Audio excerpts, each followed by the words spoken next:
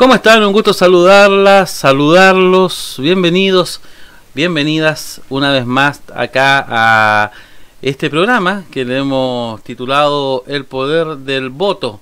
Sin lugar a duda que para nosotros es muy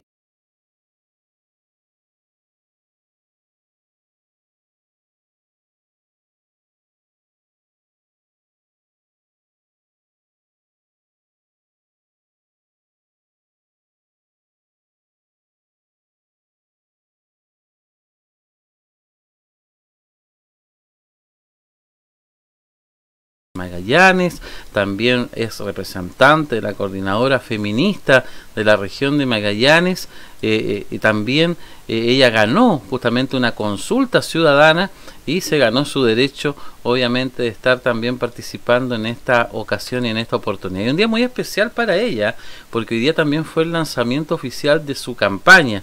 Lo hizo en la calle. Vamos a preguntarle de esta y otras materias. Estamos junto a la candidata constituyente Elisa Justinianovich Campos. ¿Cómo estás? Bienvenida, Elisa, a El Poder del Voto a través de Pepe Noticias Comunicaciones. Hola Pepe, encantada de estar aquí conversando contigo, con las personas que están acompañando también el programa.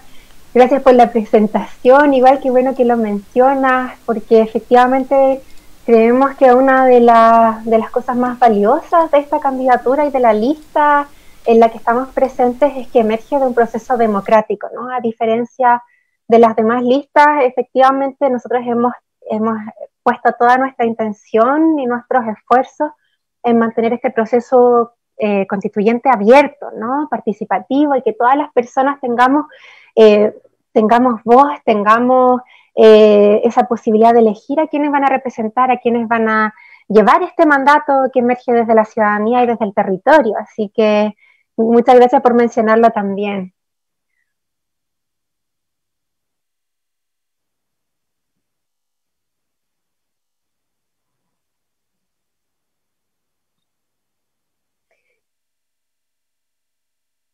Sí, la verdad es que me sentí igual súper honrada, la verdad, por ese reconocimiento. Y bueno, refleja también un trabajo que hemos venido sosteniendo ya hace bastantes años desde la coordinadora feminista, ¿no? Desde el movimiento feminista ha tenido mucha potencia, mucha visibilidad también, porque efectivamente tenemos un trabajo que está vinculado con la comunidad y con los territorios. Entonces, ya tener este reconocimiento a través de una amplia votación es una consulta que llevamos a cabo de forma autoorganizada, claramente, porque no hubieron primarias para convencionales, pues en ninguna parte del país. Entonces nosotros quisimos de todas maneras llevarlo a cabo para que efectivamente fuese algo democrático y participativo. Fueron candidaturas que emergieron todas desde organizaciones y movimientos sociales, no son autoproclamadas, ¿cierto?, ni denominadas desde un poder central o un personaje de poder, por decirlo de alguna manera, sino que realmente es algo que tiene una fuerza y un arraigo de trabajo sostenido con la comunidad. Entonces, bueno, ese reconocimiento, sacar la mayoría de los votos en una consulta donde participaron más de 3.000 personas en toda la región, para algo que fue efectivamente levantado a pulso, pues de forma autoorganizada, como mencionaba. Entonces, bueno, fue una alegría bastante grande. Elisa, que también todo este camino que estamos sosteniendo ahora. Elisa, yo me recuerdo también que en esa oportunidad se dio también algo bastante inédito, por lo menos para Magallanes, que no solamente fue una consulta presencial, también llegaron al sistema de internet, con el voto también por las plataformas que hoy día rigen prácticamente la información. Es increíble el aumento y cómo han surgido muchos medios de comunicación independientes a través de las redes sociales, y en ese aspecto el voto también a través de internet fue una novedad. Totalmente, nosotros quisimos también hacer ese esfuerzo para poder llegar a la mayor cantidad de personas posibles, considerando que estamos en un contexto de pandemia, de crisis sanitaria, donde hay muchísimas personas que tenían mucha dificultad de llegar a un local de votación presencial a poder ejercer el voto. Entonces, para nosotros era súper importante, para toda la coordinadora en el fondo que levantó este proceso, tener una alternativa que fuese virtual, sin riesgos de contagio, por mucho de que evidentemente cumplimos con todas las medidas sanitarias en los locales de votación presencial, ¿no? Teníamos ahí en la entrada el amonio cuaternario, el alcohol gel, mascarilla obligatoria, ¿cierto? Demarcado el aforo también de los locales. Todo funcionó perfecto en ese sentido, pero aún así, de todas maneras, era necesario poder disponer de un medio para personas que efectivamente están en situación de mayor riesgo frente al virus. Elisa, esto de la nueva constitución, hay que ser franco, era impensado hace más de 2 años atrás. Y en octubre del 2019 todo cambia cuando la gente sale a la calle a protestar por las injusticias sociales, principalmente, no solamente del actual gobierno, sino que de los últimos gobiernos, o prácticamente los últimos 30 años que ha gobernado Chile, y donde la gente se ha cansado obviamente de la injusticia. Era impensado, repito, tener una nueva constitución, pero se demostró en las elecciones, en las consultas pasadas, donde ganó la apruebo, pero por un amplio margen. Y en ese aspecto, ¿cómo te has ido preparando tú en este tiempo para asumir este desafío, Elisa? Sí, mira, Pepe, yo creo que más que prepararme ahora, siento que venimos preparándonos para esto hace muchísimo tiempo. O sea, todas las personas que activamos políticamente desde el plano social, comunitario, territorial, venimos esperando una transformación profunda de esta situación de desigualdad que se vive en este país hace muchísimo tiempo. Y es por eso en el fondo que activamos, o sea, hay algo que nos mueve a nivel de entraña, o sea, esta cosa como de emoción frente a la injusticia, de conmoción frente a la injusticia, y que cuando se abre una posibilidad de poder transformar esta estructura que está replicando continuamente, reproduciendo estas desigualdades, estos abusos, estas violencias, pues evidentemente que había que hacerse parte, ¿no? O sea, considerando también que es un proceso que se abre desde los pueblos movilizados, entonces evidentemente teníamos que estar presentes también en este proceso de escritura de la nueva Constitución. Así que esperamos que efectivamente eso sea valorado, que realmente podamos contar con el apoyo de la ciudadanía en términos de que haya una ansia de querer participar, de informarse, porque lamentablemente vemos que el gobierno no se está haciendo cargo de la labor tan vital como informar a la comunidad. Y eso obviamente es un continuo de las políticas privatizadoras también del accionar político de la ciudadanía, ¿no? O sea, la Constitución fue elaborada de manera de que quedáramos privados del accionar político, de las decisiones políticas que se toman en este país, y eso ha generado una desilusión muy grande, muy fuerte, y un desánimo, un desaliento de querer efectivamente hacer algo al respecto, porque se ve que por mucho que uno salía a protestar en frente a muchas injusticias durante estas últimas décadas, no pasaba nada, no cambiaba nada. Y eso desencadenó finalmente esta fuerte y gran revuelta social multitudinaria, donde millones de personas hemos salido a las calles porque realmente ya no da para más. Pero que más que impensado, no se sabía cuándo, pero yo creo que todas las personas que activamos políticamente sí sabíamos que esto ya no daba para más y que en cualquier momento iba a estallar.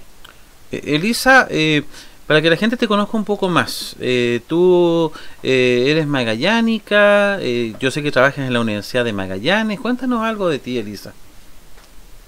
Yo estoy enraizada en este territorio, yo me quedé acá por amor, o sea, porque yo me enamoré de esta tierra, me enamoré de mi compañero también. Siento que efectivamente las personas que representan al territorio tienen que ser de este territorio. Ahora, para nosotras efectivamente ser nacida y criada no significa realmente que uno vaya en representación de las personas de acá, pues porque hay personas que han nacido acá pero no tienen ninguna vinculación con los dolores de la gente ni con las injusticias. Y yo creo que es importante que efectivamente sean personas que estén comprometidas con el territorio y que conozcan también la realidad de acá en términos de estar activando realmente en términos políticos, sociales en el territorio. Yo soy nacida en Concepción, allá me crié, y cuando conocí este lugar me enamoré realmente, fue como un flechazo y nada, me vine inmediatamente, o sea, estuve un año viajando entre Concepción, Punta Arenas, hasta que fui armando un nicho, buscando posibilidades de trabajo. Y un día agarré mi auto, cargué todas mis cosas y me vine para acá. ¿Te viniste nomás ya? Me fascina, Nada me fascina. te sacó de Punta Arenas, No, y llevo años trabajas. acá y me proyecto acá, comprarme un pedacito de tierra alguna vez, tener mi invernadero, mis gallinitas, armarme también un futuro, pues, me Y encanta vivir trabajas, acá. y tú trabajas actualmente en la Universidad de Magallanes, para que la gente también te conozca. ¿Qué labores cumples ahí? Yo soy investigadora, soy mujer de ciencias, yo estudié bioingeniería, luego seguí posgrado con becas, estudié un doctorado en ingeniería química porque la verdad es que quise dedicarme a aprender herramientas que me permitieran ayudar a reducir el impacto frente a la naturaleza. Desde chiquitita que mi impulso fue por ahí, ¿no? Como una pena muy grande cuando empecé a darme cuenta de que ocurrían estos desastres ambientales y que los incendios y la contaminación. Siempre me sentí muy vinculada a aquello y una necesidad de hacer algo al respecto. Entonces, cuando me metí a estudiar bioingeniería fue con esa intención. Mm. Y luego seguí ingeniería química para especializarme en tratamiento de residuos, de qué manera podemos reducir ese impacto, tratar lo que producimos, todos los desperdicios que producimos en nuestras actividades humanas y así evitar la contaminación, evitar seguir dañando nuestra madre tierra, que es la que nos da la vida. Entonces, bueno, yo trabajo en la UMAG, en un proyecto que actualmente estamos ejecutando, que estamos intentando producir biocombustibles, biodiesel a Mira, partir de residuos, de aceites residuales de las empresas, ¿no? Así que estamos pues con todas nuestras energías puestas en aquello, desde el CERE, el Centro de Estudios de Recursos Energéticos, que es un tremendo centro de investigación, yo fascinada con ahí mis compañeras de trabajo, es un centro muy lindo con gente tremendamente comprometida y trabajadora, comprometida con este desafío, ¿no? De cambiar la matriz energética, de buscar alternativas, energía eólica, energía solar, ciertos biocombustibles, a mí me fascina trabajar ahí, la verdad. sí, sin duda, y yo siempre he dicho, soy un defensor de la ciencia. Para mí justamente hay que darle la importancia y la relevancia a la labor que hacen justamente profesionales como tú en este caso. Por ejemplo, tú recién hablas de un cambio de la matriz energética, algo que se ha peleado, Elisa, pero durante años. El Mm. viento, aprovechar justamente este viento magallánico, se ha hecho pruebas, se ha hecho experimentos. Hoy día acá en la COPEC, por ejemplo, tienen ellos un sistema que reduce en algo, digo yo, justamente el gasto de combustible, pero estamos al debe todavía en esa materia, po. Todavía no nos atrevemos como a dar el paso para que las familias magallánicas también opten este tipo de nuevos combustibles.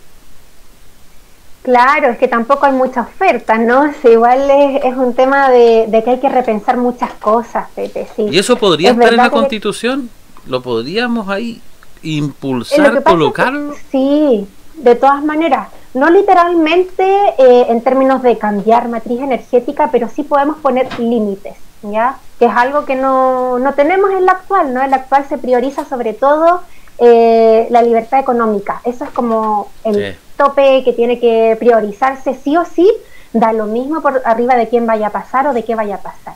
Entonces sí, tengo que talar un bosque milenario entero para poder resguardar ciertos mis intereses económicos, lo puedo hacer porque la Constitución lo permite, en el sentido no delimita, nos genera marcos, nos genera resguardos frente a, por ejemplo, los ecosistemas que son fundamentales para la vida. O sea, si nosotros comenzamos a deteriorar indefinidamente los ecosistemas, en algún momento nos vamos a quedar sin recursos, sin posibilidades de tener nuestras vidas, ¿cierto?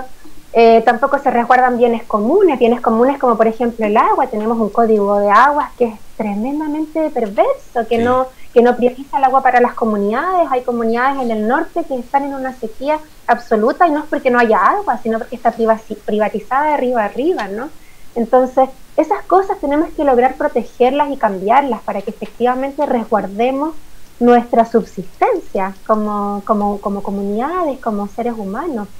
Entonces, bueno, Claro. eso por una parte, tener un enfoque ecosistémico que sea resguardado, que sea protegido y que garantice sostenibilidad, sustentabilidad de las comunidades, de las poblaciones humanas. Y desde ahí, evidentemente, la bajada es repensar nuestra economía, repensar nuestra matriz productiva, porque también es cierto que tenemos que cambiar la matriz energética. Evidentemente, la matriz fósil genera una cantidad de dióxido de carbono que produce todo este calentamiento global y que está elevando la temperatura, derritiendo los polos, derritiendo los glaciares, generando catástrofes ambientales que se están notando. Acá vemos también cómo nos afecta en términos climáticos y en otros aspectos también. Pero por otra parte, si hacemos un cambio de matriz energética, pero no cambiamos la matriz productiva, o sea, yo te pregunto, por ejemplo, ¿de qué nos sirve seguir produciendo plásticos de un solo uso? Cosas que pasan por nuestras manos unos minutos y luego terminan en la basura. ¿O de qué nos sirve seguir produciendo negocios de armas? Pues hay una cantidad de plata que se mueve y una industria tremenda de armamento, ¿cierto? De seguir disparándonos, de protegiéndonos unos con otros, cuando realmente debiéramos apostar ciertas políticas que busquen cooperarnos unos con otros en lugar de estar, no sé, en esta idea tan bélica. Cuando somos todos humanos, deberíamos validarnos por el solo hecho de conectarnos humanamente, ¿no? Entonces, hay un montón de cosas que hay que repensar en términos productivos para que no derrochemos la energía, ¿no? Eso es importante. Y el otro tema importante, que pueda convivir justamente este tipo de trabajo con científico, el tema, como dices tú, de los nuevos combustibles, de la búsqueda, ¿verdad?, de una vida mucho mejor, también con los empleos. Por ejemplo, el caso mini invierno. Habían dos posturas, el de los ecologistas, que era el tema de la protección del medio ambiente, no a las tronaduras, pero por otra parte 1000 familias que señalaron, oye, nos quedamos sin trabajo y nos quedamos cesantes. ¿De qué manera crees tú que eso tendría que resguardarse en una constitución, en una nueva constitución? Sí, pues esas han sido políticas tremendamente negligentes, porque se apuesta por inversiones, ¿cierto?, que no tienen ningún tipo de futuro, que al contrario coaptan la posibilidad de futuro, o sea, seguir explotando y abriendo minas de carbón en un contexto global donde se está apostando a descarbonizar, no tenía ninguna posibilidad de futuro, pues, y más encima el carbón que se generaba acá se quemaba en zonas de sacrificio real, o sea, gente con una incidencia de cáncer, de afectaciones al pulmón, de afectaciones en términos de sus enfermedades respiratorias, ¿cierto? Era realmente terrible que se apostara a abrir una nueva mina de carbón en este país, y lo que tenemos que apostar es a transicionar, y eso significa empleo también. La transición energética significa también abrir nuevas posibilidades de empleo, y para hacer un cambio de matriz energética eso también abre otras posibilidades laborales. Y constitucionalmente hay que resguardar, por supuesto, el trabajo, pues si tenemos que apostar a trabajos que sean efectivamente dignos en cuanto haya un mínimo razonable. O sea, pensar que tenemos un sueldo mínimo de 320 y tantos mil pesos, no sé, es muy poco, no alcanza para sostener vidas dignas. Necesitamos subir el sueldo mínimo, necesitamos cambiar nuestro sistema de tributación para que sea efectivamente, para que avancemos en equidad, porque tenemos un país tremendamente injusto, con una concentración de la riqueza que es vergonzosa, pues. Entonces, ¿cómo cambiamos también estas situaciones para avanzar a situaciones de mayor equidad en este país? Y es posible, y resguardando, por supuesto, el trabajo fuertemente, como una garantía constitucional. Elisa, ¿y es posible a tu juicio una verdadera equidad partiendo con una hoja en blanco para la nueva constitución? Yo creo que la garantía de la hoja en blanco es tremendamente necesaria, porque si se generan amarres con la constitución anterior, se ponía en riesgo en definitiva esta posibilidad de incluir, por ejemplo, lo que mencionábamos antes, ¿no?, de poner límites a la actividad económica, por ejemplo. Es que realmente se piensa, hay una visión que se ha impuesto de que realmente el desarrollo económico es incompatible con el resguardo de la naturaleza, y eso es una tremenda mentira, porque no podemos crecer haciendo vista gorda de lo que sucede en la naturaleza, porque de eso depende nuestra vida, ¿no? Entonces, si no la cuidamos, si no cuidamos que se vaya regenerando, ¿cierto? Entonces, hay muchas cositas que hay que transformar en términos dogmáticos, pero también en términos orgánicos en la Constitución. Y la garantía de la hoja en blanco nos permite repensar estas formas, estas apuestas dogmáticas y la bajada orgánica para que en definitiva tengamos esta posibilidad de generar estas transformaciones. Sí, Elisa, ¿sabes lo que también he escuchado yo a varios candidatos, hombres y mujeres, señalar, no podemos partir en un 100% en hoja en blanco? Mire, no solamente con candidatos de Magallanes, lo he escuchado también en otras partes del país. Por ejemplo, dicen, hay temas que hay que mantenerlos, que hay que seguirlos, que tiene que estar en la, por ejemplo, en la Constitución de Chile. ¿Qué te parece cuando escuchas esos comentarios de tus eventuales contendores políticos en esta oportunidad? Bueno, pero no sé quiénes serán, no sé a qué parte se refieren. Efectivamente hay frases tremendamente inspiradoras, ¿no? Pero que como no tienen una bajada orgánica quedan en nada. O sea, hombres y mujeres somos iguales ante la ley, y no sé, hay frases que son súper inspiradoras, pero no tienen ninguna injerencia ni una bajada en términos legales porque no están presentes en la parte orgánica, como en la sala de máquinas que se le dice de la Constitución. Entonces, finalmente eso no permite garantizar, ¿no? El tema, por ejemplo, de los tratados internacionales, efectivamente hay que resguardar los que tienen injerencia en términos de derechos humanos. Ya el Tratado de Libre Comercio me parece un absurdo que se piensa que haya que defender aquello, considerando que hay muchos de ellos que probablemente ponen en jaque la posibilidad, por ejemplo, de recuperar el agua, por decirte, para las comunidades, recuperarla en el sentido de que hay personas que no tienen agua potable o para sus cosas básicas, para sus necesidades básicas.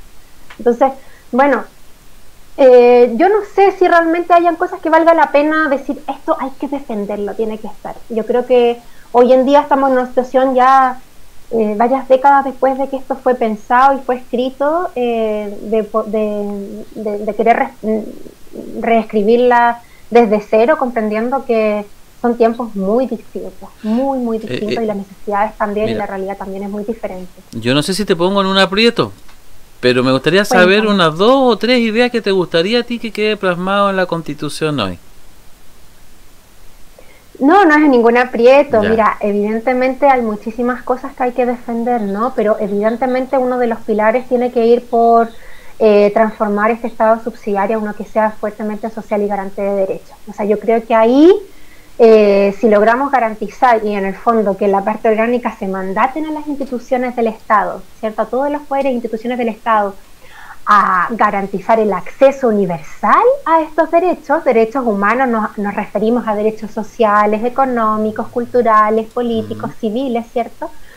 Y desde ahí emergen todos estos, bueno, derechos sociales ¿a qué? Derecho a la salud, derecho a la educación, derecho a una previsión digna, derecho al acceso a la vivienda, ¿cierto?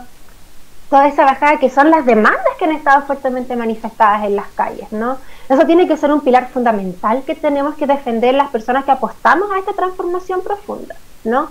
Porque el Estado subsidiario lo que ha hecho en el fondo es favorecer a un empresariado rentista, básicamente. O sea, que negocien con nuestros derechos, que lucren con nuestros derechos, y todo lo que no se alcanza a cubrir porque no es negocio, ¿ya?, lo cubre el Estado en la medida de lo posible. Entonces, eso ha generado finalmente una fuerte desigualdad, fuerte sensación de abuso y una desesperación, angustia en la población, ha generado rabia también y que ha explotado de la manera que ha explotado pues, este último tiempo.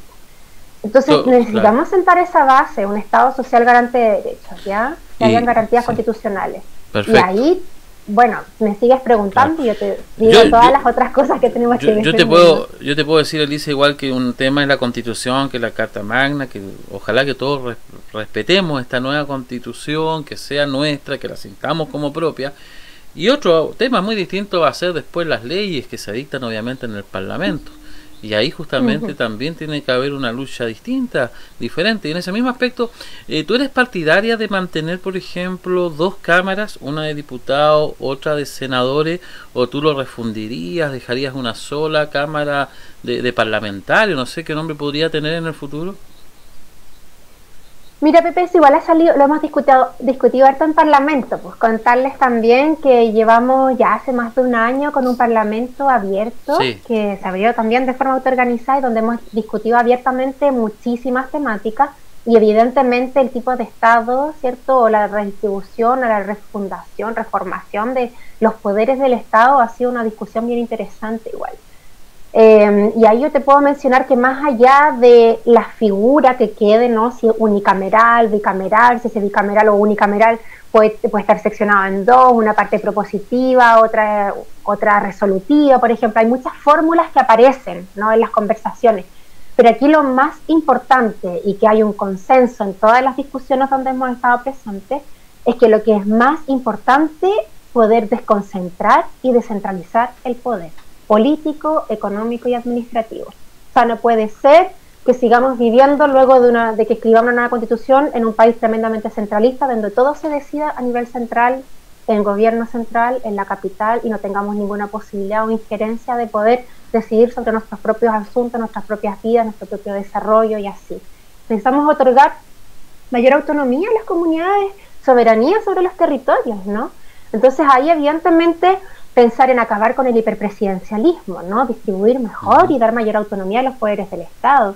La Cámara, bueno, habrá que discutirlo más en profundidad, porque yo puedo tener algunas ideas, pero acá estamos representando a toda una comunidad, a toda una región, y esto tiene que ser un consenso, ¿no? De alguna manera tenemos que incluir todas las voces. Entonces, no llevo yo mi idea particular, sino que vamos a defender algo que se discuta ampliamente. Y eso es lo y que ahí nos hemos casado todavía con una fórmula, claramente. Y bueno, lo otro efectivamente es que tenemos que garantizar la participación ciudadana. Participación ciudadana en cuanto a que sea informada, o sea, volver nuevamente a sentar como pilar en la educación cívica, ¿no? O sea, no puede ser que no tengamos idea de cuándo son las elecciones, de por qué se elige, de cuáles son las atribuciones de los parlamentarios, las parlamentarias, en fin, hay un montón de desconocimiento respecto al accionar político, a la actividad política.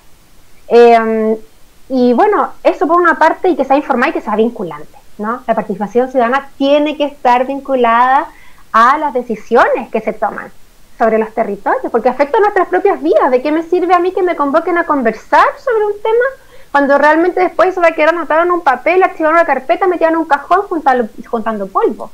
Realmente necesitamos garantizar la participación ciudadana, que esta sea informada y que sea vinculante. Esa es otra cosa que está muy presente en nuestro programa. Exactamente. Me quiero saludar a algunas personas que están escribiendo. Valentina Cárcamo Martínez dice Elisa constituyente, aplausos por ahí. Cami Márquez dice feminista constituyente. Elisa Justinianovich, Valentina Cárcamo, y también Karen GS también te saluda a esta hora con el corazón morado, el morado justamente que representa también a tu candidatura. Vamos a ir a ese tema. La verdad es que yo soy muy respetuoso de la labor que ustedes vienen realizando hace mucho tiempo. Yo me recuerdo en esa época en la Universidad de Magallanes cuando hubo una toma y no dejaban ingresar varones, tus compañeras en ese tiempo, y me enviaban mensajes. Y me enviaban mensaje, pucha Pepito, lo siento, nos caes bien, pero no puedes entrar. Bueno, pero explícame para que la gente igual entienda. Porque hay gente que igual critica, igual critica la labor que se hace del feminismo. Porque hay mucha gente que dice esto es como una guerra entre hombres y mujeres. Yo no sé si están así, pero explican un poco la labor que hacen ustedes como coordinadora feminista para que la gente lo conozca un poco más, Elisa. Sí, pues no, de todas maneras, Pepe, si tú bien lo dices, esto no es una guerra de hombres contra mujeres, qué absurdo. O sea, aquí lo que estamos buscando es que se nos respete de igual manera que a nuestros pares varones, que nos dejen de matar, que nos dejen de abusar. O sea, son cosas básicas, mínimas, ¿no? Para poder vivir de una forma armónica como seres humanos, que se acabe la violencia de género, la violencia contra las mujeres, contra las disidencias sexogenéricas, contra la infancia también. Esa es la apuesta de las luchas feministas, ¿no? El movimiento feminista está buscando garantías de vivir vidas libres de violencias, está buscando que podamos acceder también a las posiciones de poder político también en forma equitativa con nuestros pares varones también. Hay luchas que son históricas que hemos también abrazado, esas memorias, y ahora vamos fuertemente con demandas también que tienen que ver con mayor autonomía sobre nuestros cuerpos, nuestras decisiones, demandas que pasan también por poder reconocer trabajos de cuidados domésticos y de cuidados, considerando que las mujeres somos las que principalmente sostenemos esas labores y que son invisibles y que no tienen ningún tipo de garantía de seguridad social. O sea, mujeres, nuestras madres, abuelas, ¿cierto?, que han trabajado toda su vida al cuidado de sus familias, al cuidado de los hogares, ¿cierto?, y que llega la hora de jubilar, por ejemplo, y reciben pensiones miserables. Entonces, o que no tienen acceso a previsión, no tienen acceso a una salud digna. Entonces, que podamos acceder a un sistema de seguridad social que sea integral, que sea universal y que se reconozcan estos trabajos también. Entonces, aquí no se está peleando contra los hombres, lo que se está buscando es evidenciar estas violencias, evidenciar y denunciar las actitudes, los actos machistas, los actos vulneratorios que nos vulneran. Y si en eso hay personas que se sienten aludidas, es probablemente porque les hace ruido y porque de repente están observando eso en ellos, me refiero a los hombres, ¿cierto? Y no quieren hacerse cargo de esto, se sienten aludidos, pero también en una posición de privilegios, donde también tengo esa posibilidad de dejarme arrastrar por el machismo de la cultura y de la sociedad en la que vivo, y no me quiero hacer cargo porque es una posición cómoda también, ¿no? Entonces, bueno, desde ahí obviamente se generan también esos choques frente a la negación de querer acceder a transformar mis actitudes machistas, pues. Pero yo creo que se puede conversar, establecer diálogos y encontrar estos puntos de encuentro. O sea, todos nacemos de una mujer, estamos gestados por una mujer, nacemos gracias a una mujer, o sea, desde ahí tener un mínimo de respeto. Tenemos a mujeres también que son importantes en nuestras vidas, que se pongan a pensar, que se pongan en nuestro lugar. Nosotras sufrimos abusos desde muy pequeñas, pues estamos sometidas a un riesgo de ser abusadas, el riesgo del acoso callejero que está muy presente. O sea, que se pongan en el lugar de las mujeres, realmente, que realmente traten de ponerse en los zapatos de nosotras para que puedan comprender la causa, el origen de nuestra lucha, de nuestros movimientos, ¿sí? Por eso mismo nosotras buscamos activar también en espacios separatistas para cuidarnos de la violencia machista que está muy presente, pues.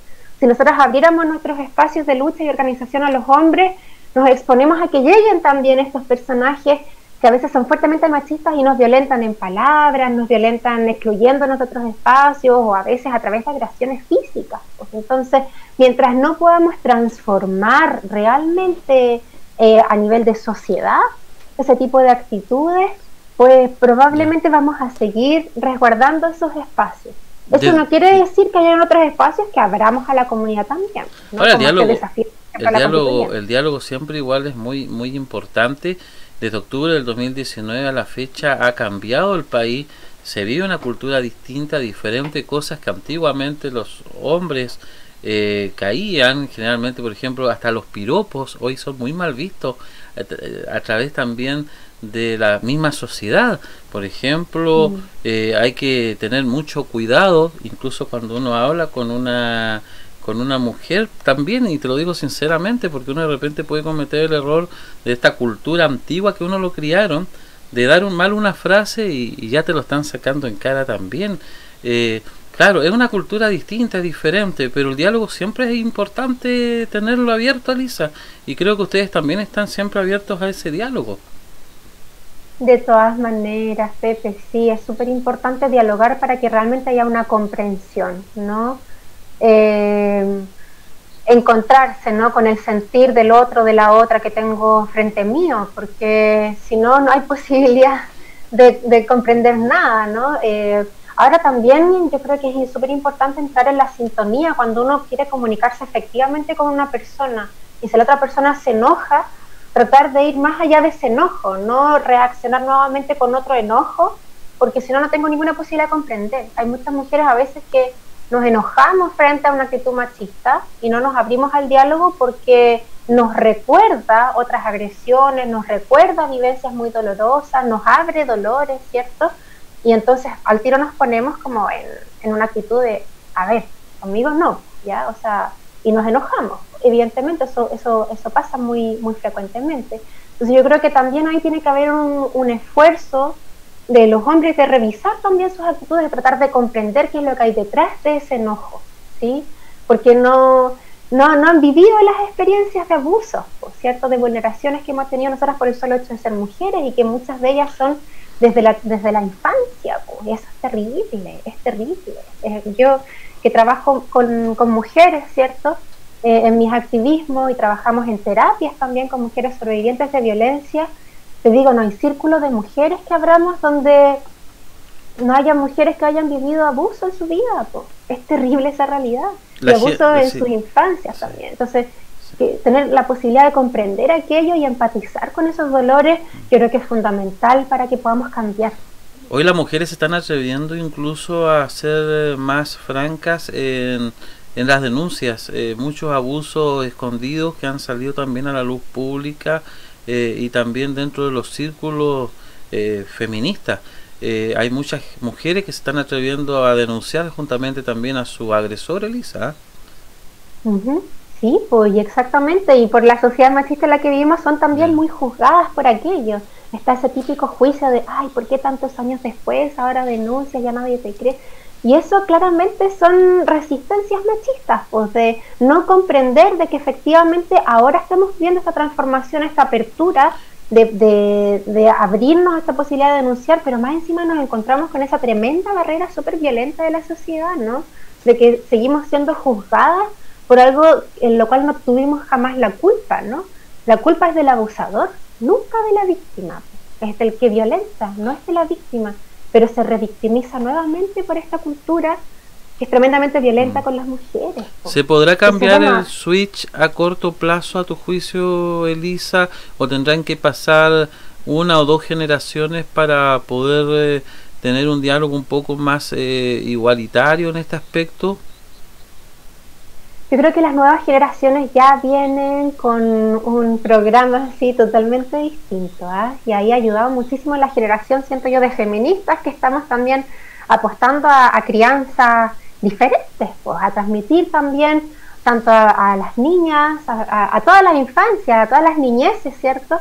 Estos valores, estos principios que antes no estaban presentes en las generaciones anteriores, donde se reproducía con mayor fuerza también estas violencias, estas diferencias, por ejemplo, de género, donde hay cosas que, por ejemplo, no, es que esto es de niña, esto es de niña, ¿no? Esto tú no lo puedes hacer, esto sí lo puedes hacer. Hay mucha separación con respecto a las labores que pueden o no pueden hacer las mujeres, y eso es algo netamente cultural y que estamos apostando por transformar. ¿Por qué no vamos a poder estudiar ciencia? ¿Por qué no vamos a poder estudiar ingeniería, dedicarnos a la construcción, dedicarnos a profesiones que están tremendamente masculinizadas, ¿cierto? Y tener un liderazgo. Y tener un liderazgo. Los hombres no pueden criar. Claro.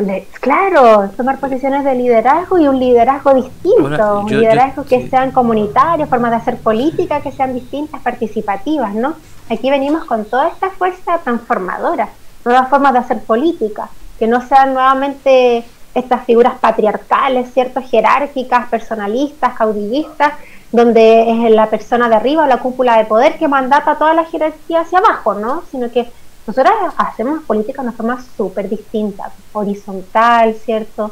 Asamblearia, consultamos todo, recogemos opiniones, sentires, no nos quedamos solamente con lo racional y en absoluto con el cálculo político. Acá no hay cálculo político de por medio, estamos apostando a algo que nos hace sentido a todas, a todos, o sea, estamos recogiendo sentires de toda la comunidad en esta apuesta de asumir una responsabilidad con una candidatura para llegar a escribir una nueva constitución. No hay intereses particulares, ni mucho menos empresariales, ni de gente que quiere resguardar sus privilegios, ¿cierto? Claro, exacto. Algo totalmente... Sí. Elisa, bueno, estamos terminando esta conversación de esta noche a través de El Poder del Voto en PP Noticias Comunicaciones, a través de Facebook, después estará en Instagram también esta entrevista y en el diario electrónico. Pero quiero agradecerte tu simpleza, tu gentileza de haber estado junto a nosotros, la simpleza de habernos explicado también tu punto de vista. Espero que no sea la última vez. Hay bastante campaña hasta el mes de abril. Y bueno, me imagino que sigas con este trabajo tanto en redes sociales, vas a estar, me imagino, también en las calles conversando con la gente. Me imagino que por ahí va la apuesta de campaña, ¿no? De todas maneras, pues porque aquí no nos financia ninguna grande empresa que quiera que defendamos sus privilegios, evidentemente, pues nadie va a estar interesado de esos grupos de poder de financiarnos, entonces se va a hacer esto a pulso, como hemos trabajado siempre de forma comunitaria, con muchas voluntades, haciendo puerta a puerta, despliegue, caminando todas las calles, todos los días vamos a estar ahí volanteando, ¿cierto? ¿Crees tú que corren ahí, mira, más sobre ese tema del financiamiento, ¿crees tú que corren con una desventaja los independientes en este caso, los candidatos que no tienen tan bien las lucas como para contratar páginas de diario o llegar incluso a otros medios con más dinero? Sí, pues de todas maneras, Pepe, sí es una diferencia radical. O sea, ya nos vamos a ir dando cuenta, pues ahora que comienza la campaña legal, vamos a empezar a ver las gigantografías, los panfletos de todos los candidatos que tienen lucas. ¿Y qué llamado le gustaría hacerle tú a la gente, al que vota? Que se informen por quién van a votar. Esto no es una elección cualquiera. Estamos apostando a cambiar la constitución de nuestro país, que nos va a acompañar muchos años más de aquí para adelante. Entonces, y es primera vez que tenemos la posibilidad en este país de elegir a las personas que van a escribir la constitución. Antes siempre se había hecho en cuatro paredes, por gente así muy poderosa, ciertas cúpulas de poder y que están ahí resguardando ciertos intereses.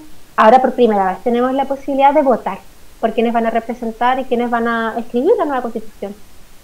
Es muy importante una constitución para un país, es la carta fundamental que rige toda la normativa. Entonces, que le tomen el peso y que se informen qué intereses hay detrás de cada candidatura, ¿ya?